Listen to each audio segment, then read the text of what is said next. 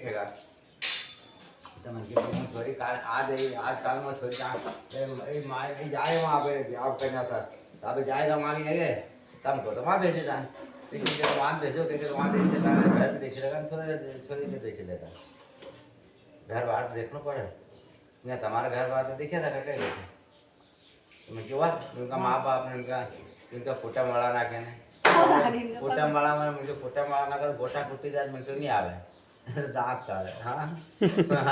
तब आई जाए परवारी देखी लगा कौन आई जाए परवारी जी लोग है ना आगे अभी भी फोन करेगा हूँ कि अच्छा दिलदार माना क्योंकि यार अपन तम अपन की अपन झट झट जो बात की दान ये है ज्यादा ऐसा बोलेगा नहीं कि पापड़ जगह ज्यादा तो ये तो ज्यादा अरे कोई मिठो नहीं खरबूज अरे मत दे रे किमाड़ मत खाने ना बबूड़ा जाए खाने ला बबूड़ा दो खाई ला जा